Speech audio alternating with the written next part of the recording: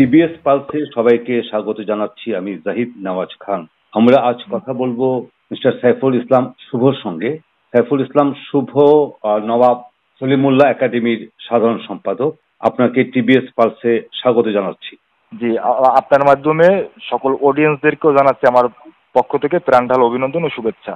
আমরা যেটা শুরুতে একটু জানতে চাচ্ছিলাম যে নবাব সলিমুল্লাহ একাডেমি, এই একাডেমির কার্যক্রম সম্পর্কে, যে বেসিক্যালি আপনারা কি কাজ করেন, কি কার্যক্রম চালান।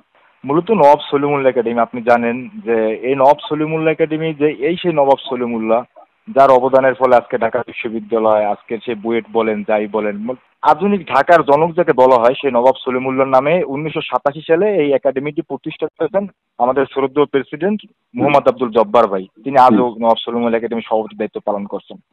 তো এই একাডেমির কার্যক্রম হচ্ছে যে আমরা যে আমাদের যে এই ভূখণ্ড তো আর 71 সালে আসমান থেকে নাজিল হয় নাই, 71 সাল আগেও তো ভূখণ্ড ছিল, এই ভূখণ্ডে মানুষ ছিল, আরো অনেকের অবদান ছিলেন। হ্যাঁ, আমি অবশ্যই বঙ্গবন্ধু শেখ মুজিবুর রহমান, শহীদ রাষ্ট্রপতি জিয়াউর রহমানের অবদানের প্রতি শ্রদ্ধা রেখেই বলছি, এই ভূখণ্ডের বাঙালি মুসলিম মধ্যবর্তী শ্রেণীর বিকাশের জন্য। জানতে চাচ্ছিলাম যে আপনাদের সংগঠনের কার্যক্রম সম্পর্কে। সংগঠনের কার্যক্রম হচ্ছে, আমি সেদিকেই যাচ্ছিলাম, যে আমাদের যে কীর্তিমান পুরুষ ছিল এই ভূখণ্ডের যারা পুরুষ ছিল, যাদের অবদানের ফলে আমাদের আজকে বর্তমানে বাঙালি মুসলিম মধ্যবিত্ত শ্রেণীর বিকাশ, যেমন নওয়াব সলিমুল্লাহ, স্যার সৈয়দ আহমদ খান, সৈয়দ আমির আলী, তারপরে শেরে বাংলাকে ফজলুল হক, তাদেরকে নিয়ে বিস্তৃত গবেষণা করা এবং তাদের কন্ট্রিবিউশন করে জাতির সামনে তুলে ধরা বিভিন্ন সভা সেমিনারের মাধ্যমে। আচ্ছা, তো এরকম একটা সেমিনার দেখলাম গতকাল আপনারা ঢাকার জাতীয় প্রেস ক্লাবে করেছেন মোহাম্মদ আলী জিন্নাহর মৃত্যুবার্ষিকী উপলক্ষে। এখানে আপনাদের বেসিক্যালি উদ্দেশ্য কি ছিল?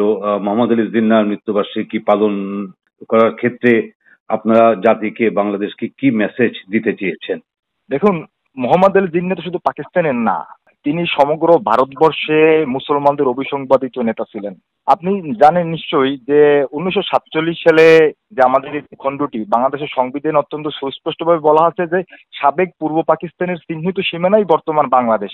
যদি আমরা বর্তমান বাংলাদেশের ভূখণ্ডটার আমরা ইতিহাস জানতে চাই, এই ভূখণ্ডটা তৈরি হয়েছিল 1947 সালের 14ই আগস্ট। কার মাধ্যমে হয়েছিল? এই সে কায়েদ আজম মোহাম্মদ আলী জিন্নাহ। সেহেতু কায়েদ আজম মোহাম্মদ আলী জিন্নাহ শুধু পাকিস্তানের না, তিনি আমাদেরও বটে। তার অবদানের প্রতি শ্রদ্ধা জ্ঞাপন করার জন্য আমরা গতকালকে একটা সেমিনার আয়োজন করেছি, তার 60তম মৃত্যুবার্ষিকীতে জাতীয় প্রেস ক্লাবে। আচ্ছা, সেক্ষেত্রে আমাদের প্রশ্ন দুটো। একটা হচ্ছে যে আপনি বলছেন যে 47 সালে পাকিস্তান হয়েছিল, বা সেই পাকিস্তানকে অস্বীকার করে বা প্রত্যাখ্যান করেই তো বাংলাদেশ হয়েছে। তো সেক্ষেত্রে এই বাংলাদেশের ক্ষেত্রে মোহাম্মদ আলী জিন্নাহর কি ভূমিকা? দেখুন, পাকিস্তানকে অস্বীকার করে, আপনি যেভাবে বলছেন, আমি যদি একটু অন্যভাবে বলি, পাকিস্তানকে অস্বীকার করে বাংলাদেশ হয়েছে ঠিক আছে, কিন্তু সে পাকিস্তানের আমলে যে 47-এর 14ই আগস্ট যে ভূখণ্ডটুকু আমরা অর্জন করেছিলাম, যে 77,442 বর্গ মাইলের অখণ্ড বাংলা ভাগাভাগির ফলে আমরা যে ভূখণ্ডটুকু পেয়েছিলাম 47 সালের 14ই আগস্ট, সেই ভূখণ্ডটুকু নিয়ে তো বর্তমান বাংলাদেশ। কাজী কায়েদ আজম জিন্নাহর অবদান 47কে অবদান করার অস্বীকার করার কোনো সুযোগ নেই। পাকিস্তানকে অস্বীকার করতে পারেন, কিন্তু 47কে কায়েদ আজম জিন্নাহর অবদানকে অস্বীকারের কোনো সুযোগ নেই। মানে আপনি বলছেন যে 47 সালে যে ভারত ভাগ হয়েছিল, পাকিস্তান হয়েছিল, সেক্ষেত্রে মোহাম্মদ আলী জিন্নাহর অবদান অস্বীকার করার সুযোগ নেই। কিন্তু আপনি তো এটাও জানেন যে মোহাম্মদ আলী জিন্নাহ কিন্তু ভারত ভাগ করার পক্ষে ছিলেন না, উনি কিন্তু অবিভক্ত ভারত রাখারই পক্ষে ছিলেন। হ্যাঁ, ছিল। এটা 1946 সাল পর্যন্ত, ক্যাবিনেট মিশন প্ল্যান পর্যন্ত। যখন 1946 সালে ব্রিটিশ সরকার ক্যাবিনেট মিশন পাঠায়, তিনজন, যেটাকে আমরা বাংলায় মন্ত্রী মিশন বলি, যে ভারতকে 3টে গ্রুপে ভাগ করছিল। একটা হলো হিন্দু প্রধান অঞ্চল, 2 খ গ্রুপ হইলে মুসলিম প্রধান অঞ্চল, আর একটা ছিল বাংলা আসাম নিয়ে।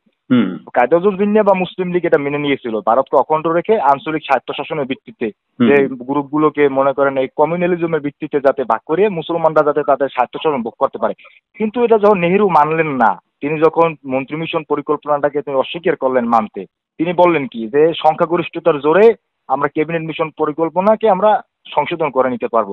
তখন কিন্তু তিনি মুসলিম লীগের সকলের সঙ্গে দিল্লিতে কনভেনশন ডেকে কিন্তু তিনি সিদ্ধান্ত নিয়েছিলেন যে আমরা, তারা সবাই অনুরোধ করছিল আপনি আপনার পাকিস্তানের দাবিতে ফিরে যান, কারণ ব্রিটিশরা চলে যাবার পর এই নেহেরু, গান্ধী, প্যাটেল, গং মুসলমানদের স্বায়ত্তশাসন মানবে না, তারা আমাদেরকে গোলাম করে রাখতে চাইবে।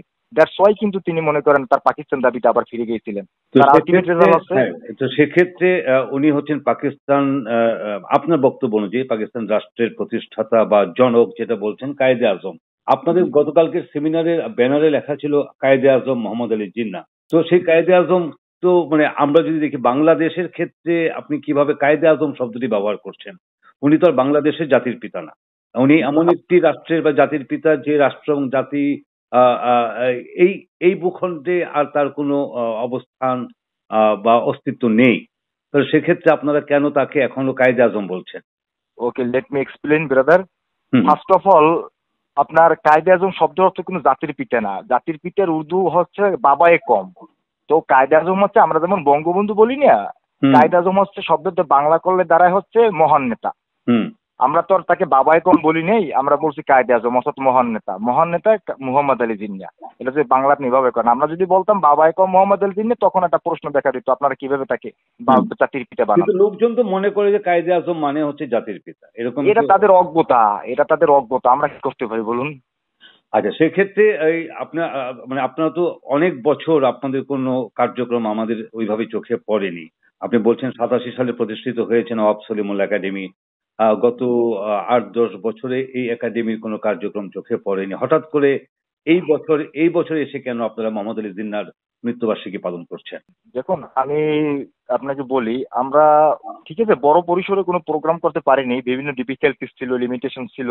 কিন্তু আমরা কিন্তু মনে করেন এই যে আমি বলি, গত বছর যে 14ই মানে 11ই সেপ্টেম্বর আমরা কিন্তু আমাদের পল্টনে এক সিনিয়রের চেম্বারে, তিনি একজন লয়ার, তার চেম্বারে বসেও কিন্তু আমরা কিন্তু সংক্ষিপ্ত পরিসরে কোনো মিডিয়া টেরিয়া দেই নাই, হুম তার রুহের মাগফিরাত কামনার জন্য দোয়া পালন মানে দোয়া মাহফিল করছি আমাদের নিজস্ব সার্কেলের মধ্য দিয়ে। হুম। তাকে আমরা হৃদয়ে লালন করছি। এখন উপযুক্ত পরিবেশ আসছে বলে আমরা মনে করি। এতদিন তো এমন একজন স্বৈরাচারের কবলে বাংলাদেশ ছিল, যিনি তার বাবার আগে পরে আর কাউকে স্বীকার করতে প্রস্তুত ছিলেন না।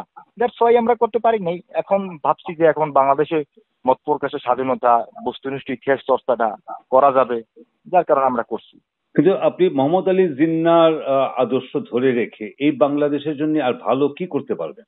আপনি মোহাম্মদ আলী জিন্নাহর আদর্শকে যদি আমরা অস্বীকার করি, তাই বাংলাদেশের রাষ্ট্রের কোনো অস্তিত্ব থাকবে না। তার যে টুলস এন্ড থিওরি, দ্বিতীয় তত্ত্ব ভিত্তিতে তো বর্তমান বাংলাদেশ, যদি দ্বিতীয় তত্ত্বকে আপনি অস্বীকার করেন, তাহলে তো আমাদের মধ্যে আর পশ্চিমবাংলার মধ্যে কোনো পার্থক্য নাই। না, তাহলে তো সবাই বাঙালি। না, আপনি যদি এভাবে ইতিহাসে ব্যাক করতে থাকেন যে 47, তার আগে 1757, তার আগে মোগল আমল, তাহলে আপনি কোথায় যাবেন? এই ইতিহাসের পিছনে ঘুরতে ব্যাক করতে করতে কোথায় গিয়ে আপনি থামবেন?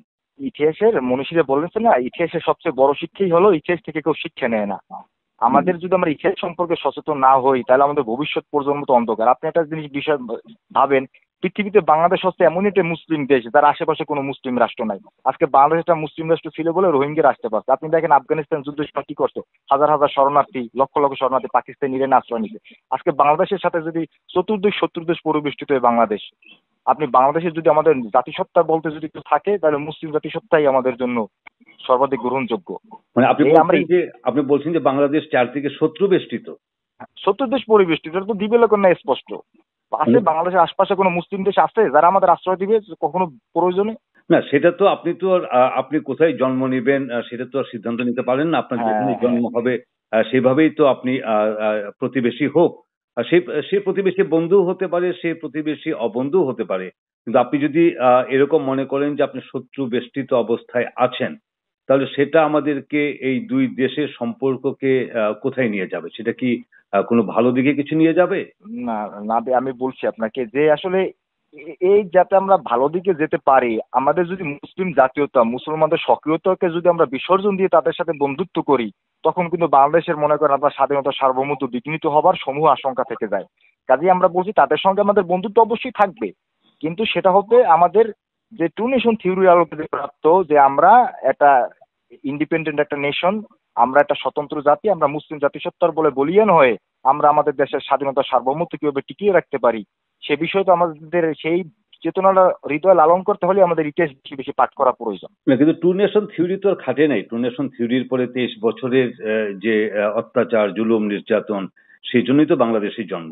এখন কেউ কেউ মনে করেন যে আপনাদের এই জাতীয় উদ্যোগ হচ্ছে আবার পাকিস্তানের সাথে একটি কনফেডারেশন করার মতো ইচ্ছা আপনাদের আছে। এরকম কি কোনো ইচ্ছা সত্যিই আছে আপনাদের? আমি বলি, আপনি নিশ্চয়ই আপনি আমার দেখা রাজনীতি 50 বছর, প্রখ্যাত লেখক, সাংবাদিক, সাহিত্যিক আবুল মনসুর হুম আহমেদের আমার দেখা রাজনীতি 50 বছর বইটি পড়েছেন। ওখানে শেষের দিকে তিনি লিখছেন, আমি বইটি বেশ কয়েকবার পড়েছি, পাকিস্তান ভাঙার ফলে আপনার বাংলাদেশের যখন পাকিস্তানও ভাঙে নাই, দ্বিতীয় তত্ত্ব মিথ্যে প্রমাণিত হয় না। 1940 সালে যে লাহোর প্রস্তাব ছিল যে ভারতের বুকে দুটি মুসলিম রাষ্ট্র জন্ম নিবে, সেই লাহোর প্রস্তাবেরই পূর্ণাঙ্গ বাস্তবায়ন হয়েছে বটে। হুম হুম। কাজেই আমরা পাকিস্তান ভাঙার ফলে আমরা এটা বলছি না যে ডিজিটি তথ্য মিথ্যা প্রমাণিত হয়েছে। ডিজিটি তথ্য যদি মিথ্যা প্রমাণিত হয় তাহলে বাংলাদেশ, আমি আগেও বলছি এখনো বলি, বাংলাদেশের বাঙালি আর পশ্চিমবাংলা বাঙালিদের মধ্যে কোনো পার্থক্য থাকবে না। আমরা আবার দিল্লি সে সেবা দেশে পরিণত হবো। আর একটা দিন কি প্রশ্ন করছেন আপনি, যে যে বলছে যে আমরা পাকিস্তানের সঙ্গে কনফেডারেশন করার উদ্যোগ নিচ্ছি। আসলে এগুলো আর পাকিস্তান বর্তমান বাংলাদেশের যে ভৌগোলিক অবস্থান, এটা তো আর একটা টেবিল চেয়ার না যে আমি চাইলে আরেকটা জায়গায় নিয়ে রাখতে পারি। ভূখণ্ডকে তো আর স্থানান্তর করার কোনো সুযোগ নেই, আছে নাই। দ্যাটস ওয়াই পাকিস্তানের সঙ্গে কনফেডারেশন করার কোনো সুযোগও বর্তমানে নাই। আর তখন আসলে কি ইতিহাস যদি আমরা পাঠ করে দেখতে পাই, আপনারা সেরকম কোনো ভাবতেন কেন কেন কেন ভাববো আমরা তো সবসময়, আপনি যদি দেখেন যে বঙ্গীয় মুসলিম লীগ যেটা ছিল, যেটা হোসেন সৈয়দ সোহরাওয়ার্দী, পল্টন আবুল হাশিম যারা ছিলেন এই অঞ্চলের মুসলিম নেতা, তারা কিন্তু লাহোর প্রস্তাবের আলোকে দুইটা মুসলিম রাষ্ট্র করার জন্যই তারা সংগ্রাম করে গেছে।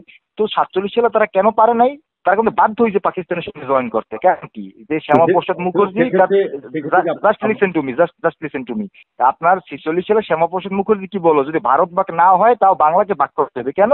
এখন আমার প্রশ্ন হচ্ছে যে আপনারা কি এখন আবার মুসলিম লীগকে নবরূপে ফিরিয়ে আনার কোনো উদ্যোগ নিচ্ছেন কিনা? মুসলিম লীগের সঙ্গে আমাদের কোনো কানেকশন নাই। মুসলিম লীগের রাজনীতি মুসলিম লীগ করে, আর সেই মুসলিম লীগ এই মুসলিম লীগ এক মুসলিম লীগও না। তখন ছিল ব্রিটিশ নিখিল ভারত মুসলিম লীগ, তারপর হয়েছে নিখিল পাকিস্তান মুসলিম লীগ, এখন আছে বাংলাদেশ মুসলিম লীগ। তারা কতটা ওই চেতনা লালন করে এই বিষয়ে আমার জানা নাই, ও বিষয়ে আমি বলতেও পারবো না। আর পাকিস্তানের সঙ্গে কনফেডারেশন করার কোনো সুযোগ বর্তমানে নাই। আমরা আমাদের ঢাকা কেন্দ্রিক যে আমরা স্বাধীনতা, আমাদের কৃষ্টি কালচার, এইটা কিভাবে আমাদের স্বাধীনতা সার্বভৌমত্ব কিভাবে সংরক্ষিত করা যায়, সেই চেষ্টাটাই আমরা করে যাচ্ছি। শেষ প্রশ্ন, যে আপনি যেটা শুরুতে বলছিলেন যে নওয়াব সলিমুল্লাহ একাডেমির যেসব কার্যক্রম, তো সেই নওয়াব সলিমুল্লাহর আপনি ঢাকা বিশ্ববিদ্যালয়ের রেফারেন্স দিয়েছেন, সেটা নিয়ে অনেক বিতর্ক আছে যদিও। তারপরেও নওয়াব সলিমুল্লাহ এই পূর্ববঙ্গের মুসলিমদের জন্য যে কাজ করেছেন, ভূমিকা রেখেছেন, সেটাকে মাথায় রেখে পাকিস্তান বা অন্যদের চিন্তা না করে এই নওয়াব সলিমুল্লাহর মতো করে যদি বাংলাদেশের চিন্তা আপনি করতে চান, সেক্ষেত্রে আপনাদের নতুন বা নেক্সট কোনো প্ল্যানিং আছে কিনা, যে কিভাবে আপনারা কন্ট্রিবিউশন রাখতে পারেন বাংলাদেশের জন্য, বাংলাদেশের মানুষের জন্য?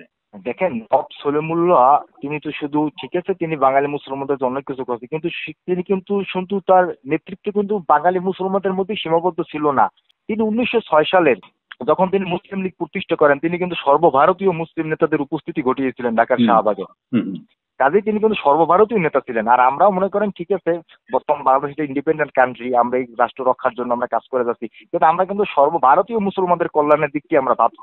সবাইকে আমরা বলছি যে আসলে আমাদের ভারতের মুসলমানদের বাঁচার কোনো পথ নাই, বাংলাদেশের মুসলমানদেরও বাঁচার কোনো পথ নাই, যদি তারা আমাদের পূর্বপুরুষ ঢাকাবাড়ি আসলাম যারা আছেন তাদের আদর্শকে যদি আমরা প্রত্যাখ্যান করি, তাহলে আমাদের সক্রিয়তা বলতে কিছু থাকবে না, আমরা আবার সেই লেংটি পড়া জাতিতে পরিণত হব।